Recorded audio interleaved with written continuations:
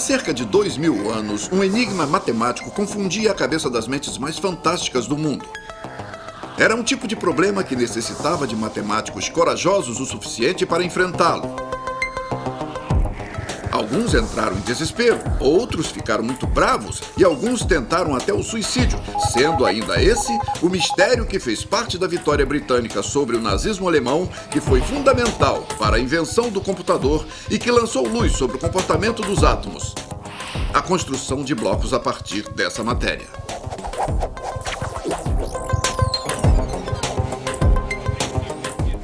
Atualmente, todo o mundo financeiro depende dessa ciência impenetrável. Uma única solução poderia colocar esse mundo financeiro de joelhos. Não é de admirar que ofereçam um prêmio de $1 milhão a qualquer um que conseguir quebrar esse sistema. Mas qual é o grande mistério da matemática? O mistério que desafiou matemáticos durante séculos é o enigma dos números primos. Esse é o grande problema insolúvel da matemática. E quem desvendá-lo alcançará a imortalidade. Essa é a história de alguns que tentaram desvendar o segredo desses números. A história dos números primos. São 7 horas em uma terça-feira. Como tudo começou.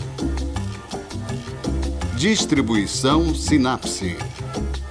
Nós estamos cercados por números. Eles estão em todos os lugares que frequentamos.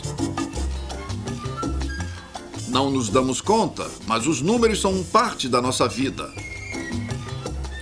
Os números nos ajudam a entender o mundo à nossa volta. E também a nos comunicar. Eu posso ter um 17, 73 e 101. Os números são o dínamo da nossa forma de vida moderna. Quando viajamos de carro ou de avião, quando assistimos à TV ou escutamos um CD, quando atendemos o telefone ou estamos cozinhando, nós dependemos da matemática. Vermelho 18, azul 43, branco 65, vermelho 14. Sem a matemática, nada disso existiria. Bem simples, os números são essenciais no nosso dia a dia. Mas os números mais importantes na matemática são os números primos. Azul 43. Bingo!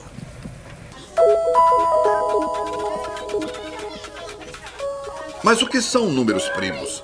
E por que eles são tão importantes? Bem, toda criança aprende coisas básicas sobre os números primos. Um número primo É aquele que só é divisível por ele mesmo e por um. Mas o que uma criança não aprende é o porquê esses números indivisíveis são tão importantes. Eles são blocos que formam a matemática. Todos os números não primos podem ser formados a partir da multiplicação de números primos. Então, o número 105, por exemplo, pode ser formado multiplicando o primo 3 pelo primo 5 e depois pelo primo 7. Todo número pode ser partido em seus primos constituintes. Dos primos, formamos os demais números e desses constituímos a matemática. E da matemática temos toda a ciência. Os números primos são o hidrogênio e o oxigênio do mundo dos números. Eles são os átomos da matemática. É por isso que os matemáticos sempre foram fascinados por eles. Meu número primo favorito é 163. 17. 19. 163. 2. Por quê? Porque ele pode ser tanto um número par quanto um número ímpar. Minha vida é completamente cercada por números primos. O número da minha casa é primo. Eu tenho um número primo de filhos, 2 gêmeas e um garoto, formam 3. O registro do meu carro é primo. Eu sempre tentei convencer os jogadores do time de futebol em que eu jogava a vestir camisas com números primos. Então nós fizemos do número 2 ao 41 e desde então os resultados têm sido extraordinários. Nós rapidamente fomos para o topo da liga. Simples assim, para os matemáticos, os números primos são o cerne da questão.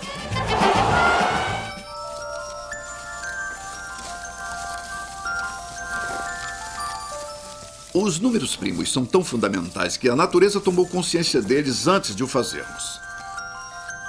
Nas florestas da América do Norte, há espécies de cigarras que usam os números primários na luta pela sobrevivência e evolução. Por 17 anos, esses insetos vivem abaixo do solo, não fazendo nada mais do que se alimentar de raízes de árvores. Então, depois de 17 anos de silêncio, eles emergem na floresta para uma festa de 6 semanas. O som que eles fazem é tão alto que leva o local à loucura. As cigarras comem, se reproduzem, põem ovos e depois de 6 semanas, elas morrem. A floresta cai em silêncio por mais 17 anos.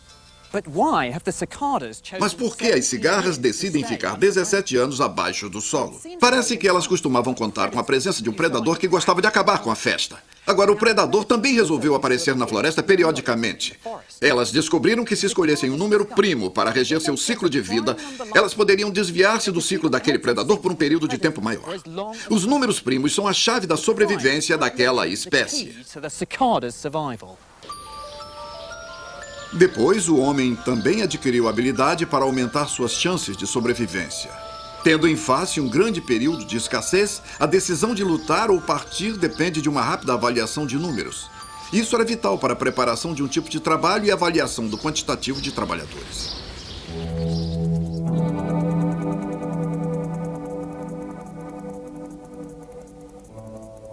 Os primeiros a realmente entender a importância dos números primos foram os gregos antigos. Eles planejaram a base do que os matemáticos construíram desde então. É claro que os gregos pensavam que os números estavam por toda parte. Números são tudo. Com certeza era o lema de Pitágoras. Os gregos também entenderam. Isto significa que compreenderam a ideia de multiplicar números e entenderam que havia números que não podiam ser divididos por outros, que são os números primos, aqueles que são indivisíveis. As bibliotecas e academias da Grécia Antiga começaram a encher-se de tabelas gravadas com números primos. Talvez alguns matemáticos da Grécia Antiga achassem que poderiam eternizar seus nomes ao escreverem todos os números primos em uma mesma tabela. Mas por volta do ano 300 depois de Cristo, Euclides, o primeiro gênio da matemática, descobriu que isso era impossível. Ele explicou que qualquer pessoa que tentasse escrever todos os números primos iria ficar contando para sempre. Ele provou, sem nenhuma dúvida, que há um número infinito de números primos. E ele fez isso através de uma ingênua e lógica razão matemática.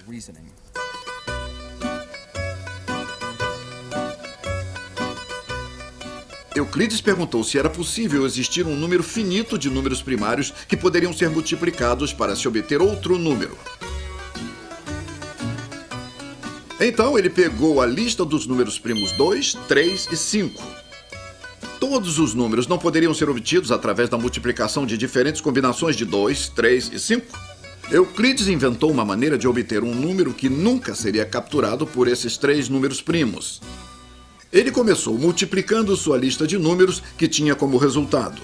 Depois, e esse foi o seu ato de gênio, ele adicionou uma unidade ao número, tendo 31 como resultado. Nenhum dos números primos 2, 3 e 5 da sua lista poderia dividir esse número de forma exata. Sempre sobraria uma unidade de resto. Agora, Euclides já sabia que todo número poderia ser obtido através da multiplicação de números primos. Mas e o número 31? Bom, desde que ele não era divisível por 2, 3 nem 5, claro que havia números primos esquecidos da lista. De fato, 31 é um número primo, então Euclides descobriu um dos números esquecidos da lista. Mas se Euclides apenas colocasse esse número na tabela, ele cometeria o mesmo erro. Quanto maior fosse a tabela, ele poderia mostrar que havia números primos esquecidos da lista. Dessa forma, Euclides provou que os números primos eram infinitos.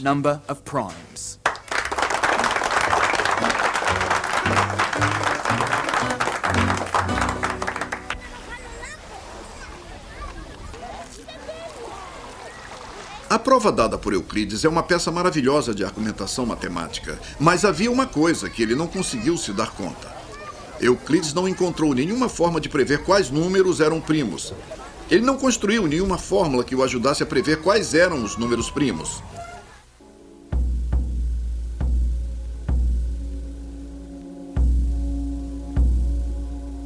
Se você imaginar os números postos em uma grande linha reta, a forma como os números primos apareceriam seria completamente desorganizada. Eles apareciam completamente ao acaso. Eles apareciam como números sorteados em uma loteria ou os horários de retorno de ônibus num trânsito tumultuado. A questão é, não há nenhuma ordem para eles? Há alguma maneira de entendê-los, sem no mínimo os compreender totalmente, ou vislumbrar um tipo de fórmula para usar em cálculos matemáticos?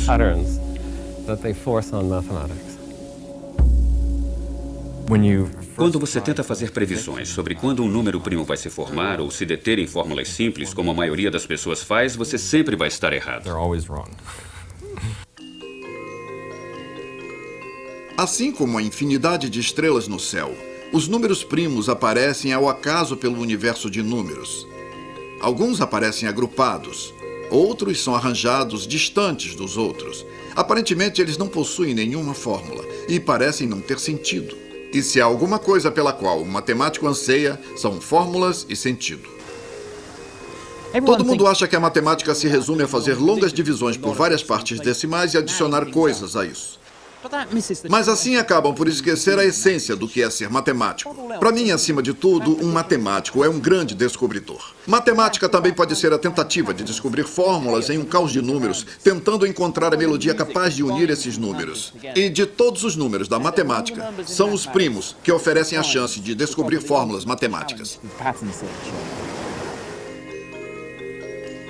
Esse problema das fórmulas, ou a ausência delas no estudo dos números primos, foi algo que deixou os estudiosos perplexos desde o tempo de Euclides. Sem dúvida, esse foi o problema que esteve na cabeça dos matemáticos desde 2000 anos atrás. E foi apenas por volta do século XVIII que um avanço finalmente aconteceu. Ele foi feito por um garoto alemão de 15 anos de idade, que cresceu para se tornar um dos maiores matemáticos que já existiu. Carl Friedrich Gauss. Gauss iniciou seus estudos pelo interesse na observação das estrelas e apropriadamente estudou astronomia. Uma estrela recém-descoberta, Sirius, tinha desaparecido do céu à noite, escondida pela luz do Sol.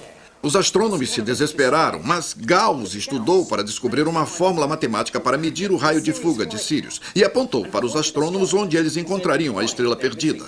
Com certeza, ela estava lá, onde um cálculo matemático havia previsto.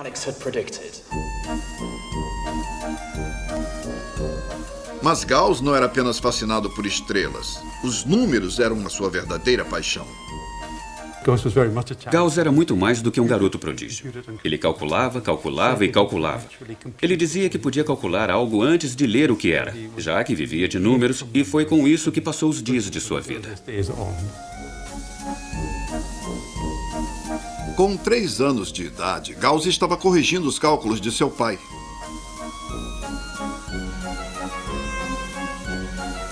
Como estudante, ele começou a escrever um diário secreto de suas descobertas. Mas foi um presente que ele ganhou em seu aniversário de 15 anos que mudou o curso da história da matemática. O presente era um livro de tabelas matemáticas. No final do livro, havia uma lista que começou a fascinar o jovem Gauss.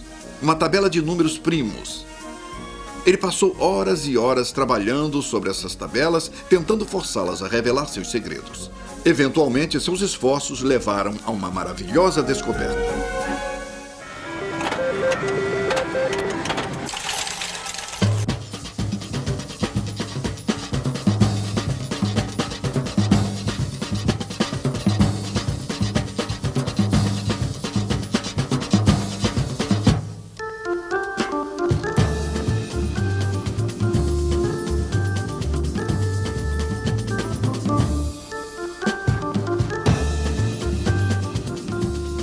Olhando sua tabela de números primos, o jovem Gauss, de 15 anos, concluiu, assim como as gerações de matemáticos antes dele, que não havia nenhuma fórmula para esses números. Nenhuma maneira de prever quando eles apareceriam.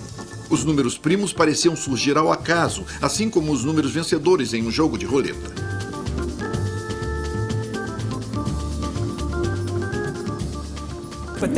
Mas então Gauss executou um movimento clássico do arsenal dos matemáticos. Quando as coisas se tornam muito complicadas, comece a tentar descomplicar. Pense no problema de uma nova forma. Faça outra pergunta. Em vez de ficar tentando prever precisamente que números eram primos, Gauss se perguntou sobre quantos números primos existiam.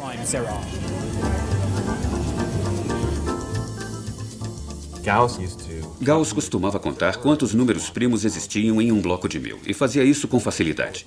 Diziam que ele podia, em 15 minutos, encontrar todos os números em um bloco de 1000 números e então ele liquidava tabelas e tabelas de números primos e com isso construiu um arcabouço fantástico que revolucionou os estudos modernos sobre esses números.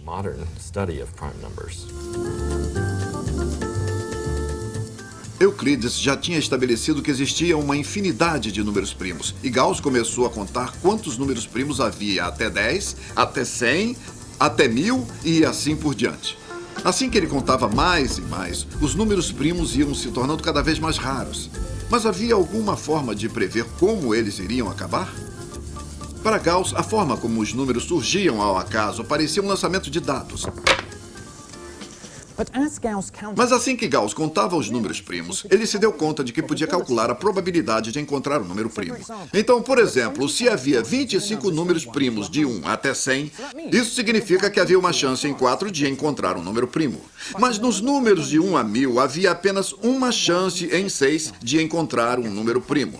Então, talvez se poderia naturalmente escolher um número primo utilizando um número do dado. Mas como Gauss poderia prever o número de lados de um dado se os números primos aumentavam naturalmente? Ao trabalhar a probabilidade dos números primos contando cada vez mais alto, Gauss começou a perceber que uma fórmula estava surgindo. Apesar do acaso do seu aparecimento, uma impressionante regularidade parecia estar surgindo do nada. Cada vez que ele adicionava um zero, Gauss percebia que a proporção de números primos crescia sob a mesma quantidade, de 2 em 2. Então, de 10.000 até 100.000 a 1 milhão, a chance de encontrar um primo baixava para 1 em 8, 1 em 10 e 1 em 12. Então, se eu quero contar os números primos até 10.000, eu preciso usar um dado de 8 lados. Mas, se eu quero contar os números primos até 1 milhão, eu preciso de um dado de 12 lados.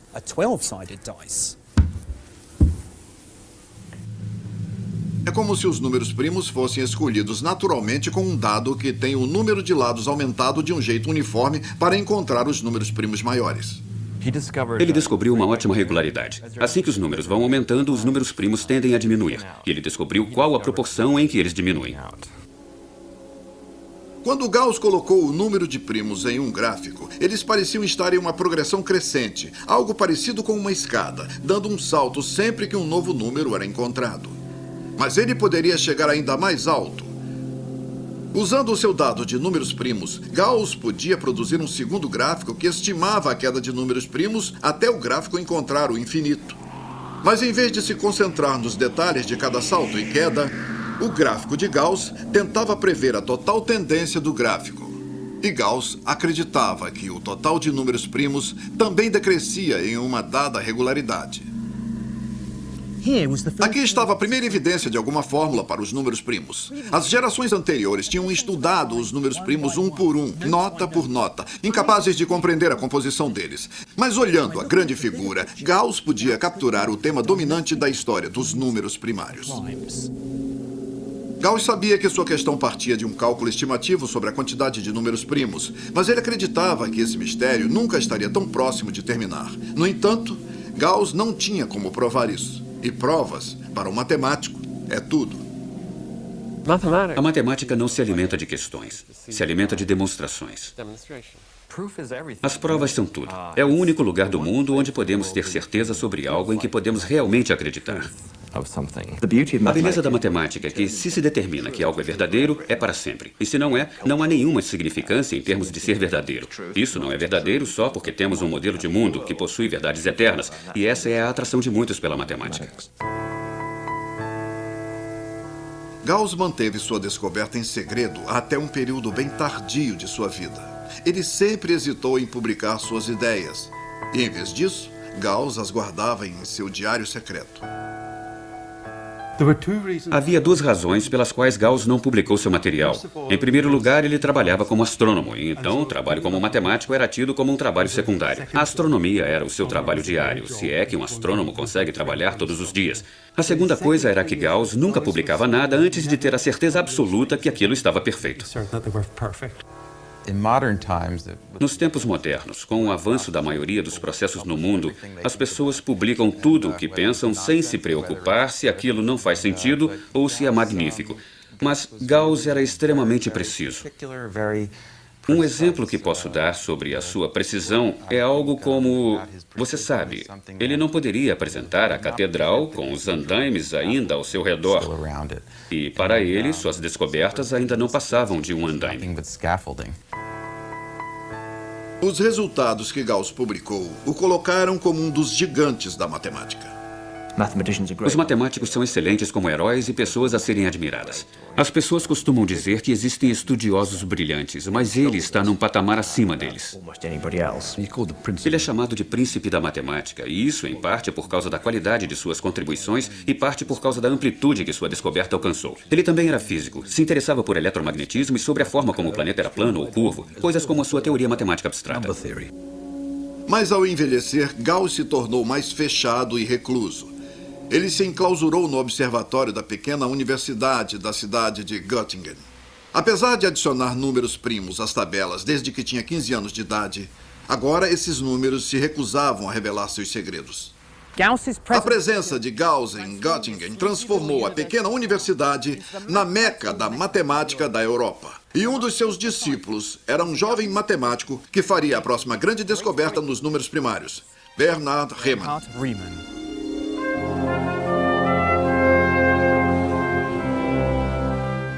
Riemann nasceu em 1826 em Hannover, na Alemanha, filho de um pastor.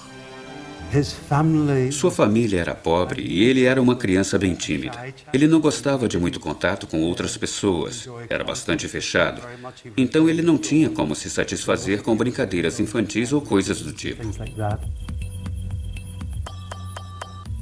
O diretor de sua escola notou que ele era um garoto introvertido que possuía habilidades matemáticas extraordinárias. Para encorajá-lo, ele deu a Riemann a liberdade para acessar sua biblioteca e sua fina coleção de livros de matemática. A biblioteca abriu as portas de um mundo novo para Riemann, um lugar onde ele se sentia em casa e sob controle. De repente, lá estava um lugar perfeito, onde podia idealizar um mundo de matemática, onde os números se tornaram seus amigos.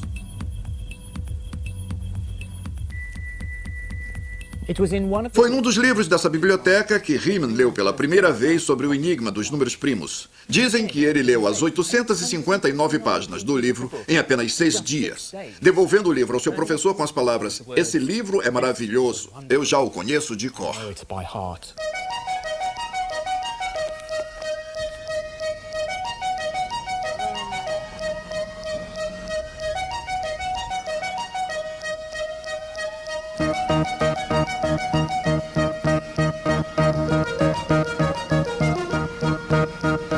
O que Riemann aprendeu lhe rendeu frutos maravilhosos poucos anos depois.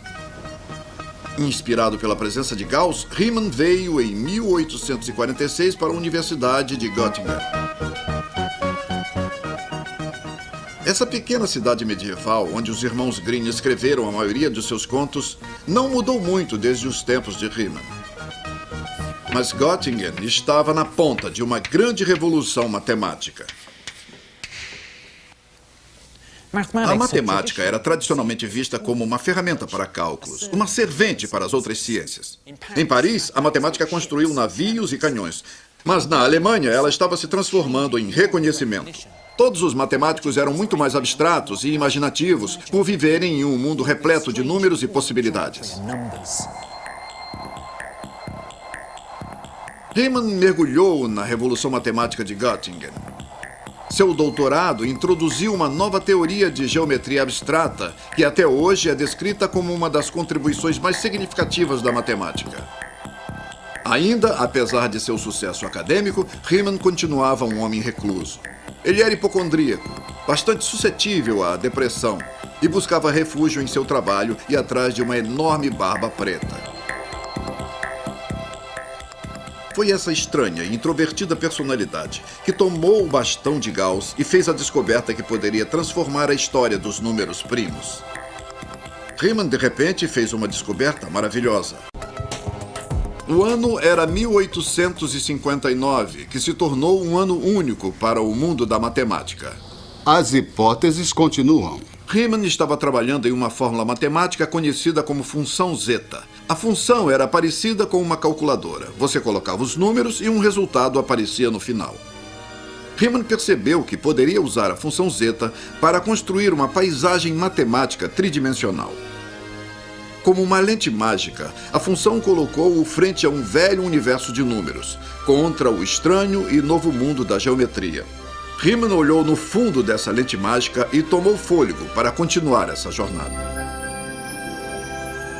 Distribuição sinapse.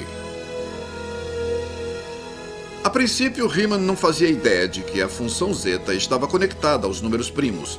Mas, pelo outro lado da lente, ele começou a pensar que os contornos da paisagem criados pela fórmula poderiam desvendar o segredo dos números primos. Pelo lado leste, a paisagem parecia evadir-se em um vasto terreno plano.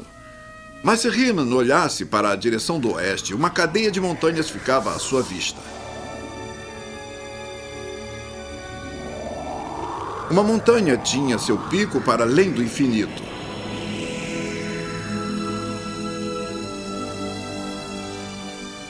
Mas não era o pico das montanhas o importante.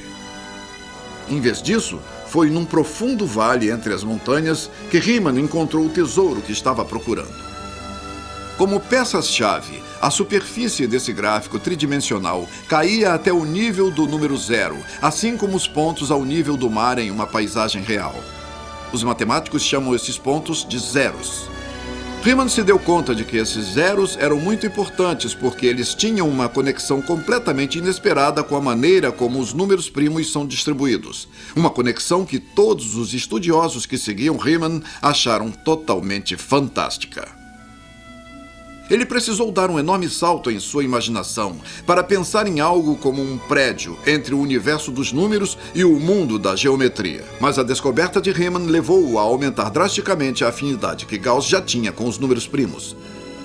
Gauss utilizou um dado de números primos para criar sua hipótese sobre o total de números primos em um universo infinito de números. Mas isso era apenas uma grossa estimativa, e os matemáticos gostam de ser o mais exatos possível. Riemann descobriu que o local preciso de cada zero poderia ser usado para corrigir a hipótese de Gauss. Para mim, é como se cada zero criasse uma nota musical em que sua vibração perturbava Gauss cada vez que se chegava mais próximo da verdadeira sequência de números.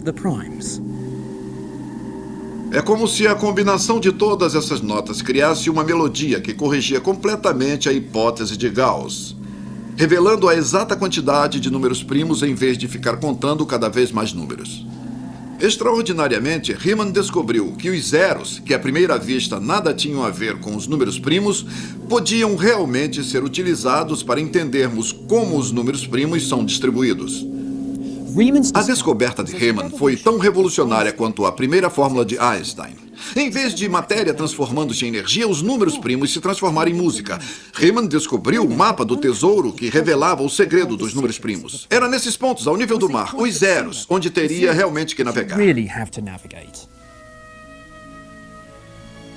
Mas depois, Riemann percebeu algo ainda mais incrível. Ao encontrar a localização dos primeiros 10 zeros, ele percebeu que uma fórmula fantástica estava surgindo. Os zeros não estavam espalhados pela paisagem, mas ao contrário, eles pareciam estar formando uma sequência pela paisagem.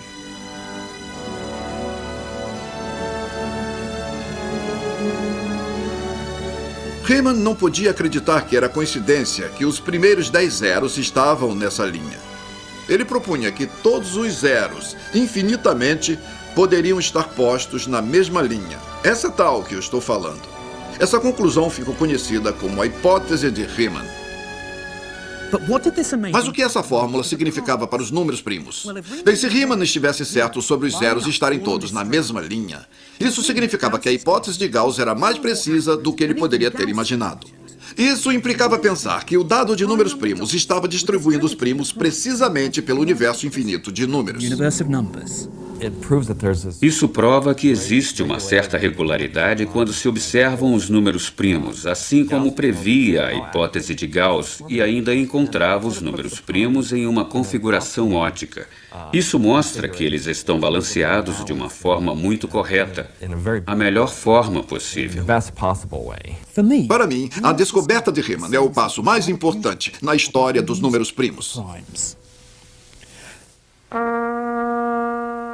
Se todos os zeros estavam na linha, como Riemann propunha, significa que é um balanço delicado vindo de todas as notas emanadas pelos zeros. Mas, se Riemann estivesse errado, e se tivesse um zero fora da linha, haveria uma nota destoando o som da melodia.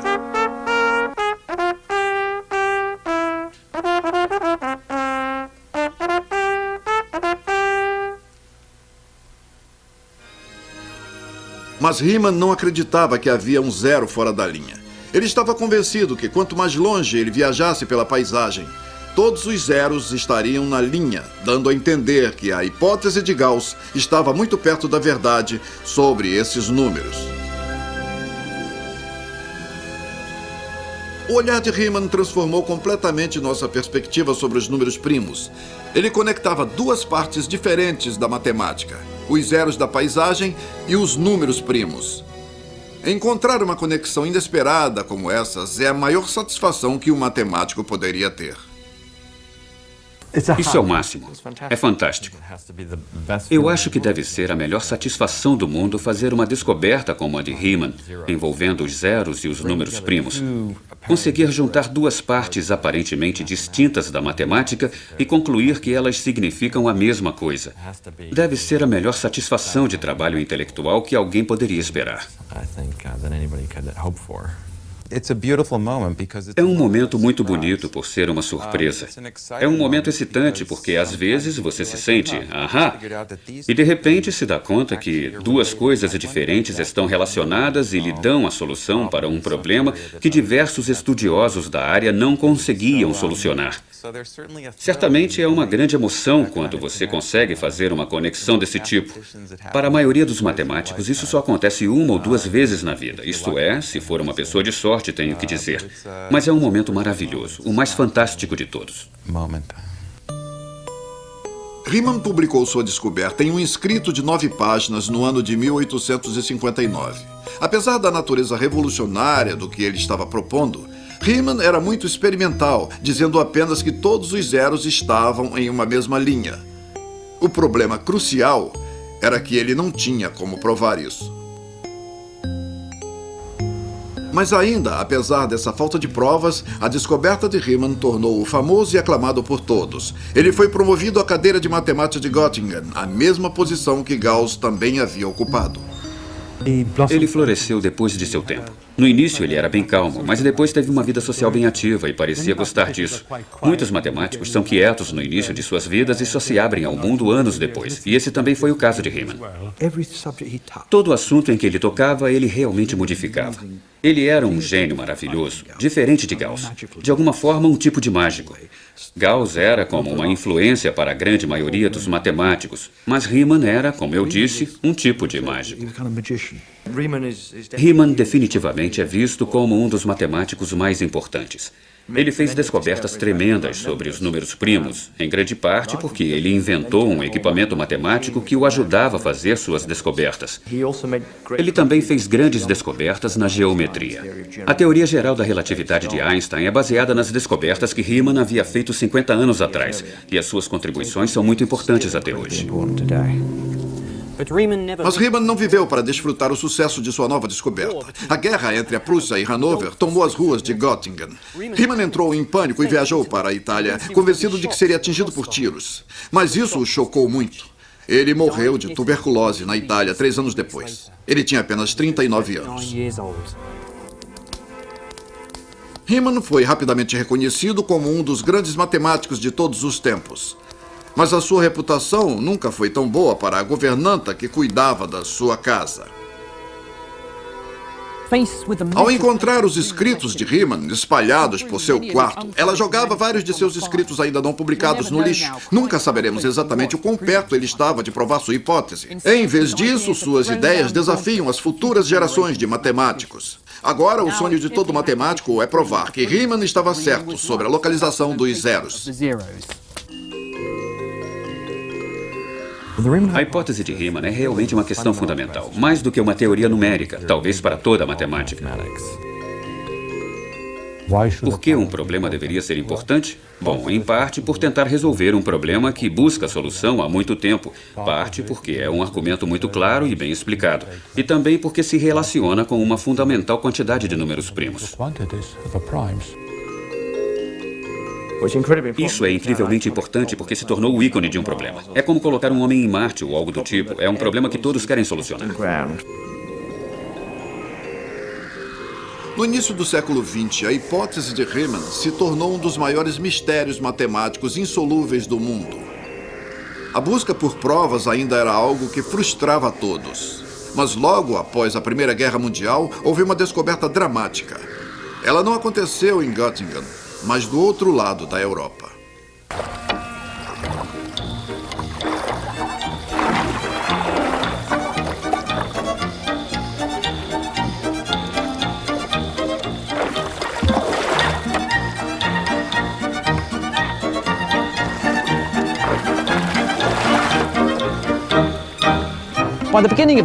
Lá pelo início do século XX, a Inglaterra tornou-se algo como um novo berço da matemática. As maiores universidades permaneciam intocáveis à revolução matemática que correu os continentes durante o século XIX. Então foi como uma surpresa encontrar uma nova peça desse quebra-cabeças logo aqui em Cambridge. O homem que acordou a Inglaterra de seu sono matemático chamava-se G.H. Hardy. Ele foi obcecado pelos números primos durante toda a sua vida. Uma vez, Hardy declarou que uma tabela de números primos era melhor que um jogo de futebol para entretê-lo. Mas havia um outro esporte que fascinava Hardy.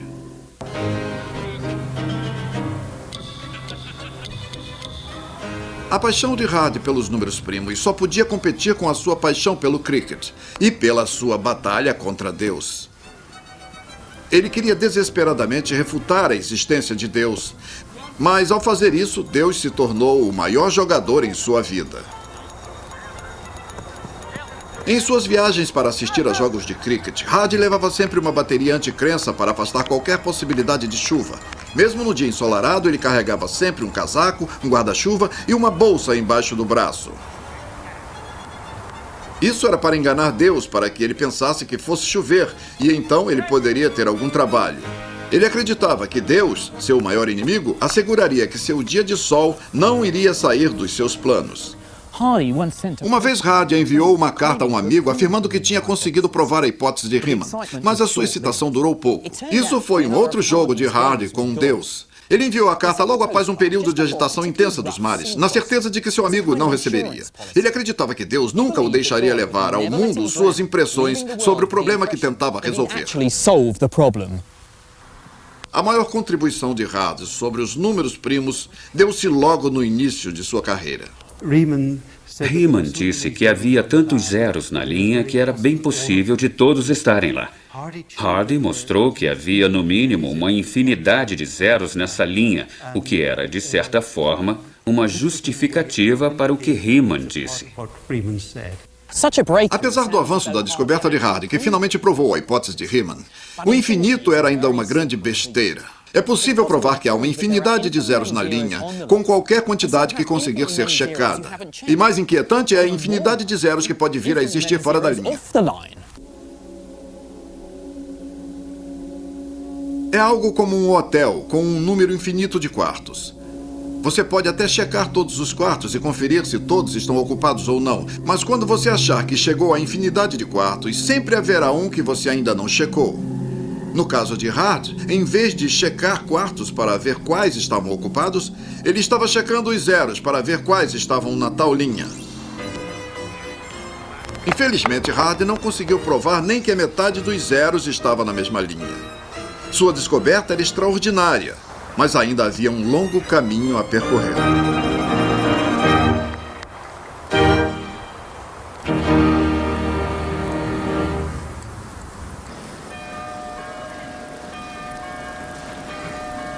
Depois, numa manhã de 1913, uma carta chegou à mesa de Hardy contendo fantásticos teoremas sobre os números primos.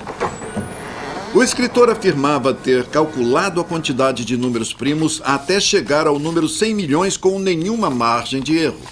Se fosse verdade, seria um enorme passo adiante. Hardy simplesmente jogou a carta no lixo, mas a matemática aguçou a sua curiosidade de estudioso. Então, no início da noite, os teoremas começaram a revelar a mágica contida neles. Hardy concluiu que a carta tinha sido escrita por um gênio. Mais intrigante que isso era que a carta tinha vindo do outro lado do mundo.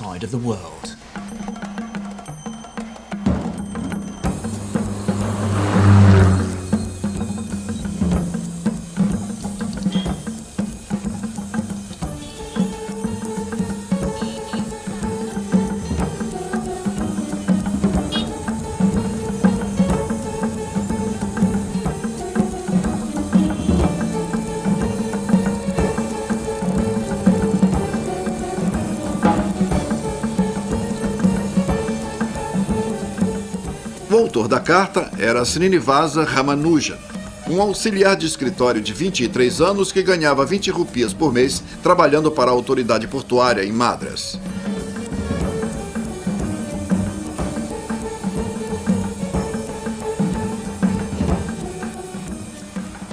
Assim como Hardy, Ramanujan era obcecado pelos números primos.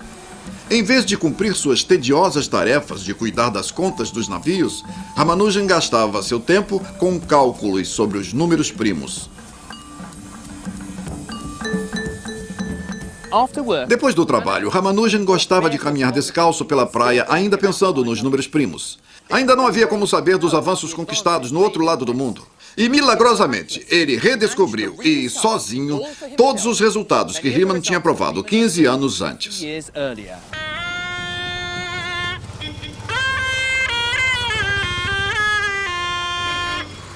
O que o torna ainda mais fantástico que Riemann é a sua total capacidade autodidata. Ele já mostrava precoces habilidades matemáticas ainda na escola do vilarejo de Kumbakonum. Mas a sua enorme aversão a qualquer outra matéria fez com que ele perdesse a oportunidade de estudar em uma universidade. A razão pela qual Ramanujan não cursou a universidade foi porque as lições eram exaustivas e chatas para ele. Uma das anedotas mais marcantes que nos é contada é que ele entregou um papel para o seu médico em que estava escrito: "Essa é a parte mais indigesta da aula." Foi tudo o que ele escreveu. E assim ele devolveu o papel, mostrando não ter nenhum interesse em outros assuntos. Ele estava mergulhado na matemática e ele sabia que estava fazendo matemática de alto nível, perdendo o interesse por outros assuntos. Tendo sido rejeitado pela Universidade de Madras, Ramanujan decidiu aprender por si mesmo. Durante 5 anos, ele ficou na varanda da casa de seus pais, estudando matemática. A razão pela qual Ramanujan é tão brilhante é porque ele era completamente obcecado pela matemática. Ele pensava em matemática 24 horas por dia perfeitamente.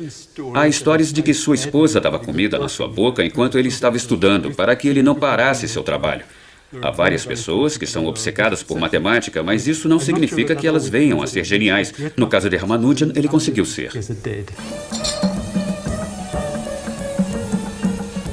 Desabituado às convenções matemáticas usuais, Ramanujan mergulhava no problema de números primos com um entusiasmo de criança.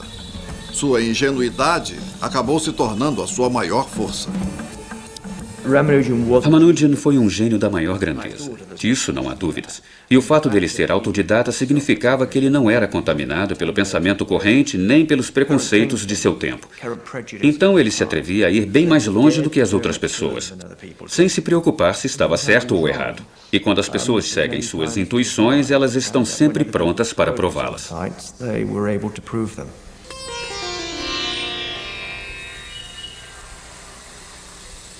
Na maioria das vezes, a criatividade matemática é difícil de ser entendida. Mas a forma como Ramanujan trabalhava era sempre um mistério. Ele afirmava que suas ideias eram dadas em sonhos pela deusa Namagiri, a deusa da família de Ramanujan. Now that may sound rather Apesar de soar de forma estranha, a subconsciência empenha um papel importante no processo criativo matemático. Muitas vezes já fui dormir com um problema na cabeça e acordava poucas horas depois com uma solução clara em minha mente. Ramanujan parecia ser um expert em deixar sua subconsciência guiá-lo pelo labirinto da through the matemática. mathematical maze.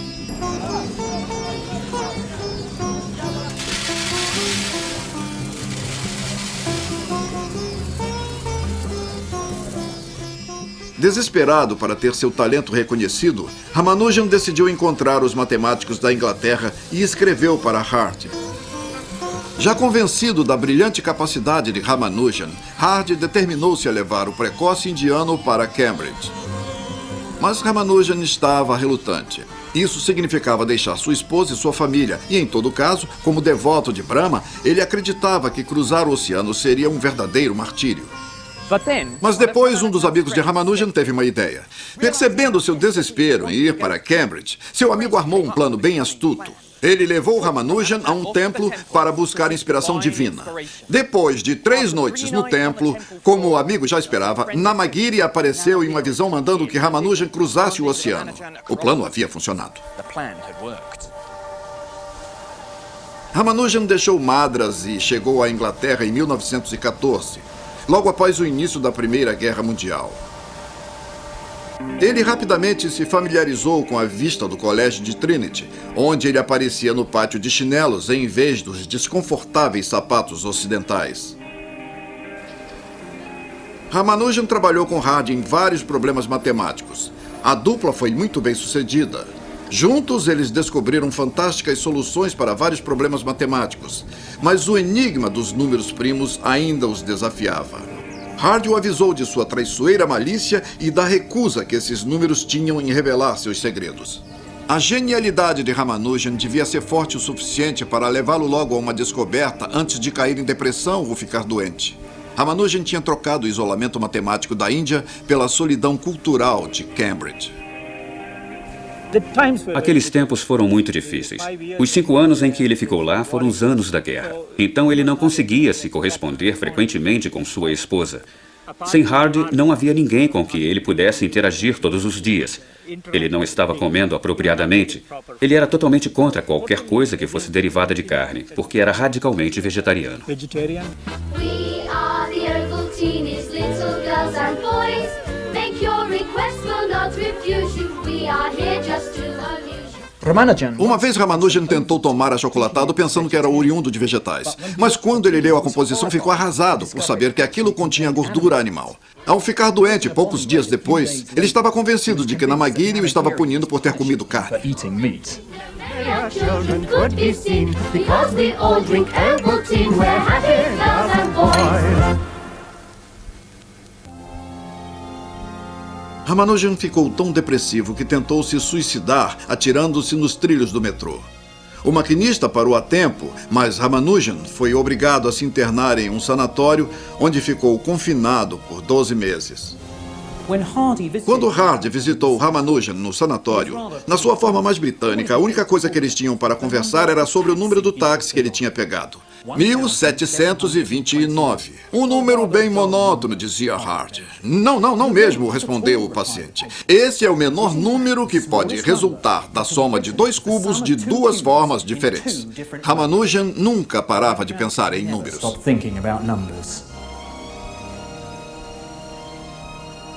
Com o fim da Primeira Guerra Mundial, Hardy sugeriu a Ramanujan que ele voltasse para a Índia para um breve período de recuperação.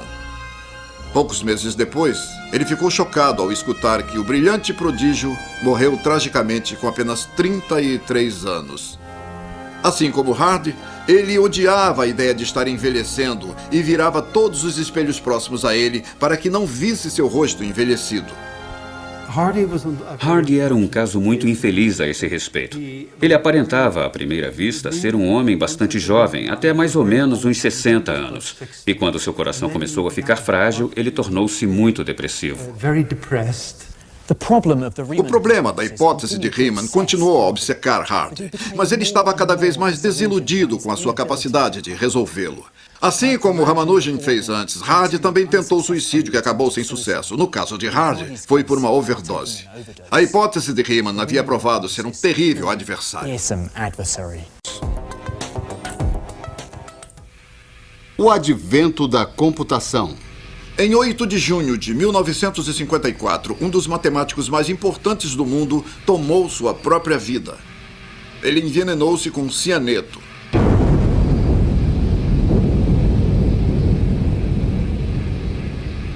Distribuição sinapse. Esse matemático se chamava Alan Turing. Ele era um polivalente completo. Ele também é chamado de pai da ciência da computação. Algumas pessoas o chamam de pai da inteligência artificial, mas ele amava matemática e era também, claro, famoso por seu trabalho em criptografia. Turing ficou famoso como o matemático que decifrou o enigma alemão, que era uma máquina de criptografia, acelerando assim a queda do nazismo. O que é pouco conhecida é a forma como a hipótese de Riemann ajudou-o a decifrar esse código.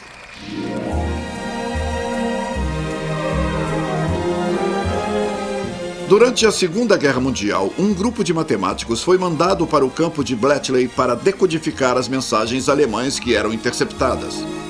Para Turing e seus colegas, Bletchley era um tipo de Cambridge, com jogos de cricket sendo jogados nos gramados. A decodificação das mensagens que chegavam todos os dias estava substituindo a diversão de fazer palavras cruzadas de jornal na sala principal de Cambridge. Palavras cruzadas em que vidas dependiam do trabalho deles. Quando não estava ocupado com os códigos, a mente de Turing se voltava para o problema matemático em que ele trabalhava antes do início da guerra. Um problema que lhe foi passado por um de seus tutores em Cambridge, G.H. Hardy. Não era nada mais do que a hipótese de Riemann. Turing lidava com esse problema de uma forma diferente da dos outros matemáticos por dois motivos. Primeiro, ele passou a considerar que havia uma possibilidade teórica da hipótese de Riemann ser totalmente falsa. Segundo, ele buscou provar isso de forma absolutamente revolucionária. E assim, Turing construiu uma máquina. A máquina explorava o gráfico de Riemann, tentando provar que a hipótese era falsa ao procurar zeros que poderiam estar fora da linha. Em 1930, a sala de Turing na Universidade de Cambridge parecia desaparecer sob uma intensa combinação de códigos e engrenagens. Mas a guerra o impossibilitou de continuar seu trabalho. Turing foi mandado para o campo de Bletchley. Embora ele não tenha conseguido terminar seus estudos sobre a hipótese de Riemann, o trabalho feito por ele foi muito importante no auxílio para decifrar códigos dos inimigos. A máquina de Turing provocou um sucesso estrondoso, encurtando a guerra em no mínimo 2 anos e mantendo diversas nações a salvo. Eu penso não ser tão longe da verdade sugerir que o trabalho de Turing sobre a hipótese de Riemann certamente preparou o caminho para a derrota dos alemães.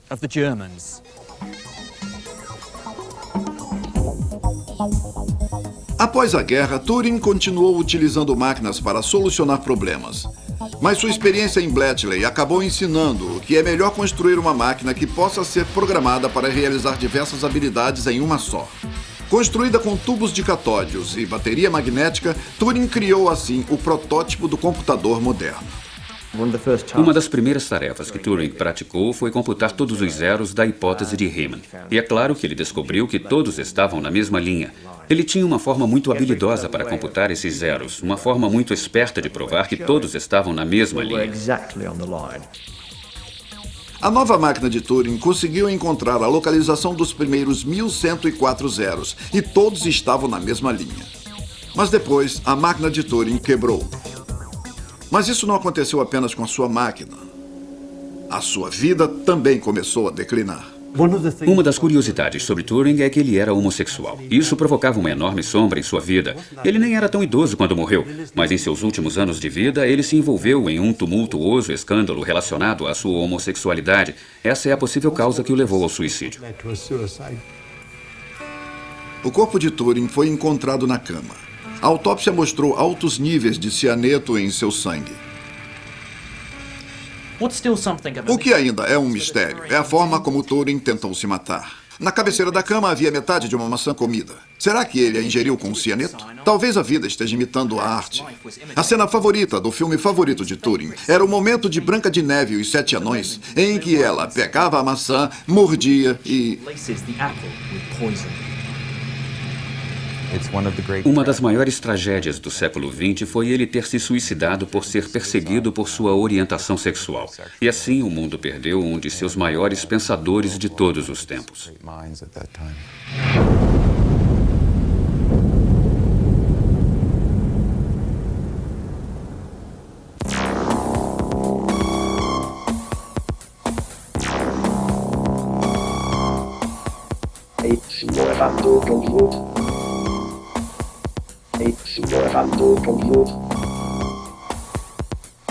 Mas as noções de Turing sobre computadores continuavam vivas. Ele deu os primeiros passos em uma nova era. Uma era em que os computadores ultrapassaram os homens no estudo dos números primos. Em 1952, um computador descobriu os primeiros números primos a partir dos habilidosos comandos humanos.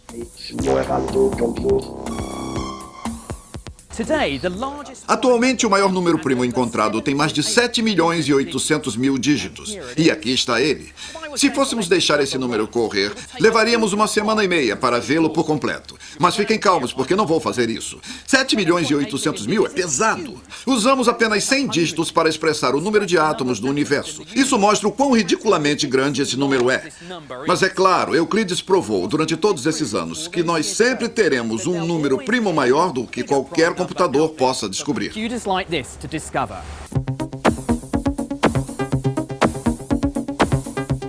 E assim como Turing provou, a princípio os computadores podem ser utilizados para explorar partes da paisagem de Riemann que antes eram inimagináveis. Há apenas um ano foi confirmado que os primeiros 10 trilhões de zeros estavam todos na mesma linha. Pode parecer excessivo fazer tantos cálculos para provar isso, mas de alguma forma essa é a melhor evidência para a hipótese de Riemann, cada vez mais reforçada pelo trabalho dos computadores. Agora a maioria das pessoas aposta na hipótese de Riemann. Não é o caso de 20 anos atrás, quando as pessoas ainda se questionavam se aquilo estava certo. Então, as evidências acumuladas pelos computadores recentes têm, eu acho, convencido a maioria das pessoas sobre a veracidade da hipótese de Riemann.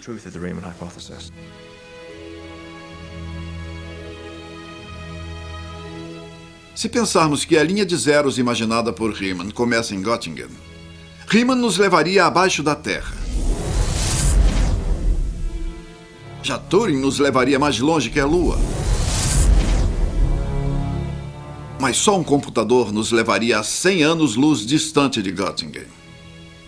Como uma nave espacial, o computador nos envia mensagem de vários outros pontos do universo e ainda assim, os zeros obedecem à hipótese de Riemann.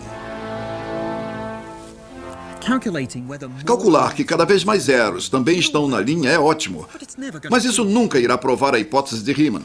O computador não ajuda a entender o infinito. Mas ninguém sabe o que pode acontecer nos fins do universo matemático. Pode até haver um zero que esteja perdido e seja encontrado fora da tal linha.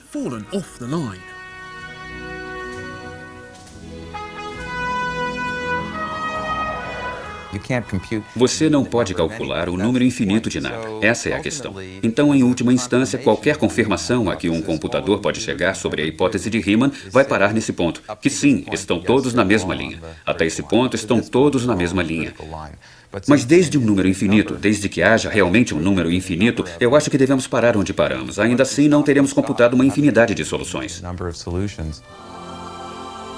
No decorrer do século XX, os matemáticos começaram a reconhecer que estavam presos.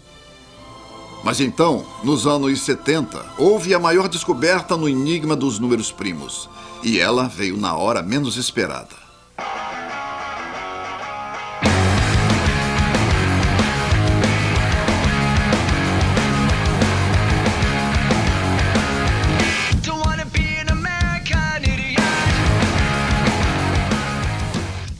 O Instituto de Estudos Avançados de Princeton é um refúgio para os matemáticos e outros cientistas do mundo. A herança da matemática alemã não sobreviveu à devastação da Segunda Guerra Mundial e muitos matemáticos judeus foram se exilar na América, incluindo Albert Einstein.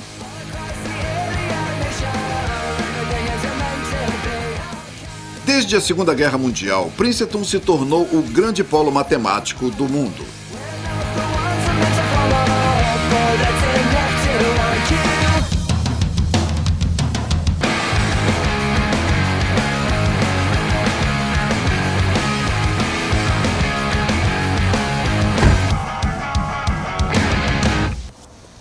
Em 1972, um jovem matemático americano chamado Hugh Montgomery passava seus dias discutindo suas novas ideias no instituto.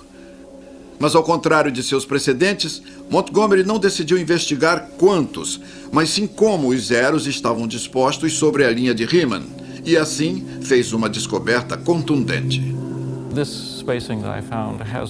O espaço que encontrei tinha relativamente vários pares agrupados. Era como se os zeros estivessem tentando puxar uns aos outros. É como se você enxergasse pequenos espaços entre eles, onde eles se comprimiam e se esticavam, e então você iria perturbá-los empurrando-os para trás e para frente, e percebesse que instantaneamente eles retornavam para seus lugares sem esforço algum, mas você ainda assim continuava a tentar separá-los. Foi observado que os zeros não gostavam de ficar muito próximos uns aos outros. Existia uma certa repulsão entre eles. Então, se os colocarem em uma linha, vai perceber que eles acabam organizando a si mesmos. Se tentar apenas organizá-los, vai perceber que eles tendem a ficar agrupados com um grande espaço entre eles. Aquilo era muito interessante, e eu senti que continha uma mensagem latente. Mas quando fiz isso pela primeira vez, no outono de 1971, eu me preocupei um pouco, porque senti que não estava entendendo que mensagem era aquela.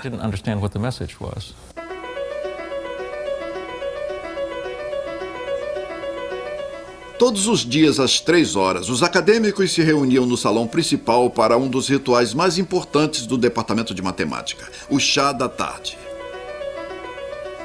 Naquela tarde, Montgomery foi apresentado a um famoso físico, Freeman Dyson. Nesse dia em particular, os matemáticos estavam rodeados por um nome chamado Shaula. E eu estava no salão em uma conversa informal com ele, e Dyson estava passando pela sala. Quando Shaula disse, "Você já foi apresentado ao Dyson?" Eu disse, "Não." E ele disse, "Ah, vamos lá, eu vou apresentar você a Dyson." Eu disse, "Não, eu não quero perturbá-lo, você sabe." E ele foi insistente. Tem uma coisa sobre Shaula, é que quando ele coloca uma ideia na cabeça, é difícil fazê-lo desistir daquilo. Então Shaula tanto fez que eu fui conhecer Dyson. Ele foi muito educado e me perguntou em que eu estava trabalhando e respondi. Ele reconheceu a densidade que meu estudo continha e como a teoria das matrizes poderia me ajudar. A teoria das matrizes foi estudada pelos físicos para criar um modelo para as estatísticas dos níveis de energia da excitação de partículas. Se você estudar uma ou duas partículas, ou um monte delas, pode dizer exatamente como elas vão interagir. Mas uma vez que você tem milhares de partículas e quer observar como o nível de energia é emitido por essas partículas, você precisa realizar experimentos e tabular esses níveis de energia, tentando identificar que tipo de gráfico pode ser feito a partir das estatísticas desses níveis de energia. Mas o que faz desse monte de técnicas alguma coisa prazerosa? Bem, foi exatamente esse o modelo que os matemáticos começaram a usar para ter um modelo dos níveis de energia de átomos pesados como o urânio.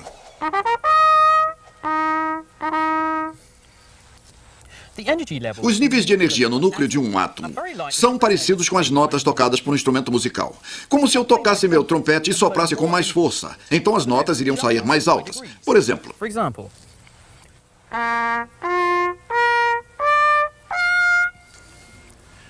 O núcleo de um átomo é bem similar a isso. Ao ficar cada vez mais agitado, as vibrações no interior do núcleo aumentam e aumentam, como as notas no meu trompete. Os físicos descobriram que os níveis de energia de átomos, como o urânio, se distanciam de uma maneira uniforme, assim como os zeros na linha de Riemann. Os níveis de energia se tornam quase regulares, pode-se prever com alguma certeza. E, por exemplo, raramente encontram-se dois próximos. E também há sempre grandes intervalos, com alguma flutuação. Chega a existir uma média de frequência entre eles, mas isso apenas entre as estatísticas, e essas são muito especiais. Há previsões bem concisas de que as moléculas obedecem ao núcleo, e o que foi descoberto por Montgomery, uma fórmula, foi reconhecido por Freeman Dyson como algo similar à obediência que os zeros tinham na fórmula de Riemann. O que Montgomery e Dyson descobriram era que esse comportamento fundamental dos átomos, os blocos básicos da matéria, parecia corresponder diretamente ao comportamento dos números primos, os blocos básicos da matemática. Essa conexão era completamente inesperada, além de introduzir uma nova forma de lidar com a hipótese de Riemann. Essa conexão feita por Montgomery e Dyson era profundamente estimulante, porque trouxe os físicos para o estudo da hipótese de Riemann, levando-os a fazer novas e interessantes descobertas que não poderiam acontecer de outra maneira entre físicos e matemáticos. Essa é a base da ideia de que podemos unificar cada vez mais instrumentos no mundo.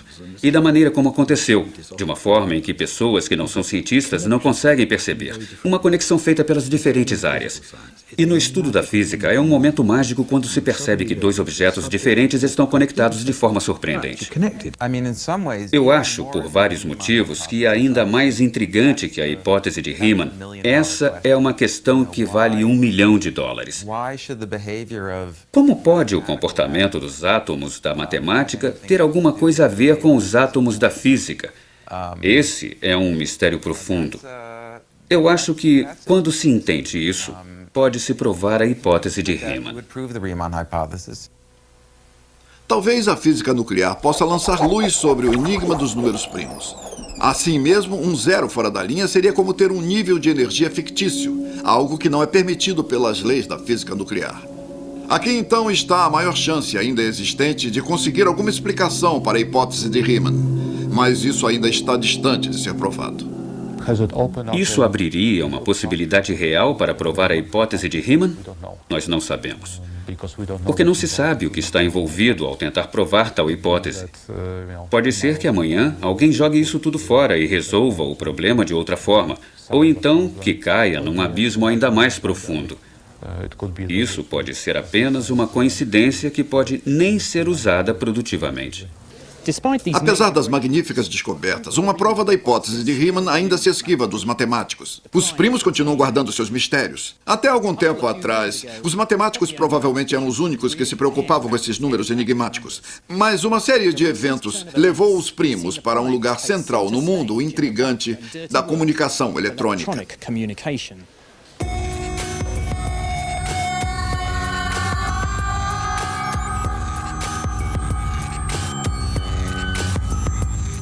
Sempre que fazemos uma transação financeira online, estamos utilizando números primos para codificar os detalhes do nosso cartão de crédito. A segurança desse sistema está na dificuldade de desvendar uma sequência numérica nos seus números primos constituintes.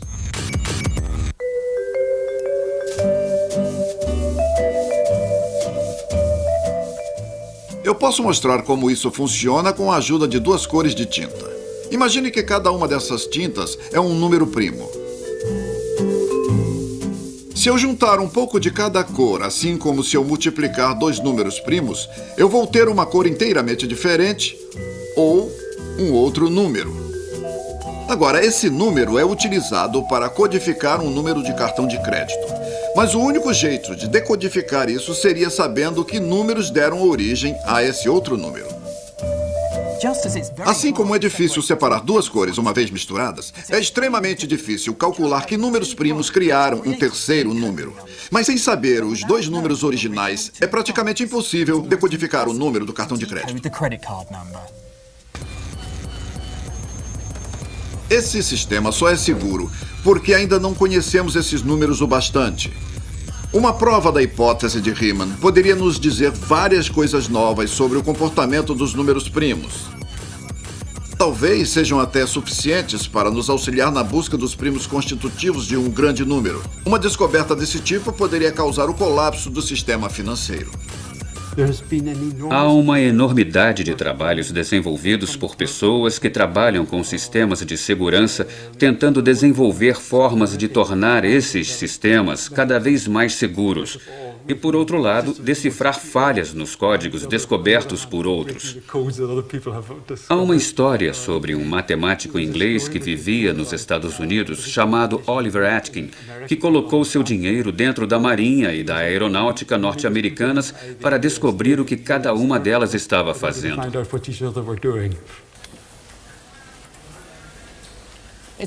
Agora, não é surpresa entender por que um homem de negócios é capaz de oferecer o prêmio de $1 milhão para qualquer um que desvendar a hipótese de Riemann.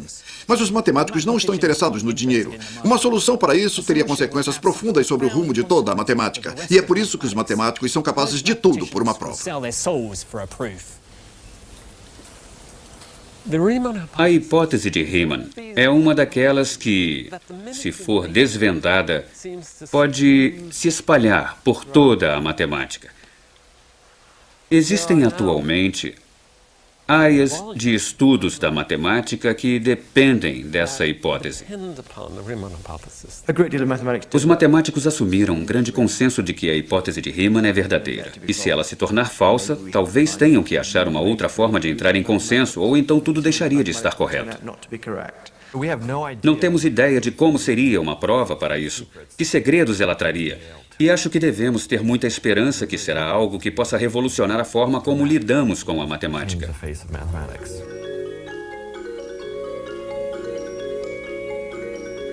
Mas será que estamos perto de provar a hipótese de Riemann? Será que estamos tão perto de entender o estranho segredo dos números primos? Será que esse problema será resolvido um dia? Sim, temos que acreditar nisso. Senão, já poderíamos ter desistido. Pois gastar uma vida inteira para provar algo em que não se acredita seria uma tarefa bastante insólita. Se for descoberto um zero fora da linha, eu acho que pararia de trabalhar com a matemática. Realmente, ela não seria a matéria que eu pensava ser. Eu adoraria encontrar pessoas que duvidassem da hipótese de Riemann, mas eu não conheço nenhuma. Eu não tenho total certeza de que ela é correta. Eu acho mais ou menos, com uma pequena possibilidade dela ser falsa. Se a hipótese de Riemann vai ser provada ou não, sou muito cético quanto a isso. Mesmo havendo pessoas como Riemann ou como Hardy e outras que tentassem provar essa hipótese, continuo achando isso muito improvável. Se eu tiver que apostar nisso, eu diria que sim. Seria o mais provável. Há argumentos da física que suportam fortemente a hipótese, mas seria bem mais interessante se ela fosse errada, porque assim esses argumentos seriam enganosos. Seria como se houvesse um Deus malicioso esperando que acreditássemos nas evidências, mas de uma forma ignorada. Haveria zeros fora da linha. Então teríamos que desaprovar a hipótese de Riemann. A centralidade disso já passou do argumento. E é por isso que eu acho que um dia alguém vai achar o caminho. Pode ser através da geometria ou através de cartões de crédito. Mas acho que alguém vai provar isso. Isso faz parte do mistério e da excitação que envolve o trabalho com a matemática. O de não sabermos algo e de ninguém saber uma solução para algo. A profundidade disso. Acho que mesmo com todos os desenvolvimentos recentes da matemática, sinto que uma solução ainda está muito longe. É como o horário de chegada de ônibus, que pode acontecer a qualquer momento, desde agora até os próximos 100 ou 300 anos, mas eu acredito que seja nos próximos 50 anos. Eu acho que provavelmente vou estar vivo para ver a prova da hipótese de Riemann.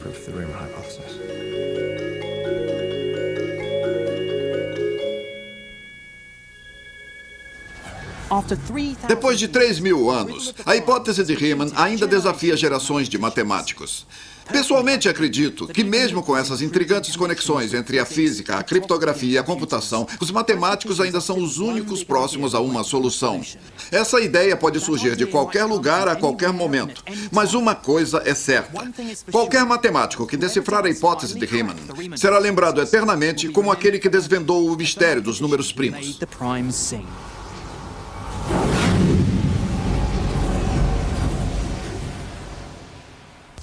Tom Apostolo escreveu uma das canções folclóricas mais tradicionais do oeste americano, em que ele propunha ideias relacionadas à hipótese de Riemann. Eu só sei esse primeiro verso. Onde estarão os zeros da função de zeta? Riemann fez uma grande descoberta. Eles estão todos numa mesma linha, chegando mais além de 2π log t. É isso aí. Versão brasileira MG Studio. Você pode aprender mais sobre os números com a BBC Open University em open2.net.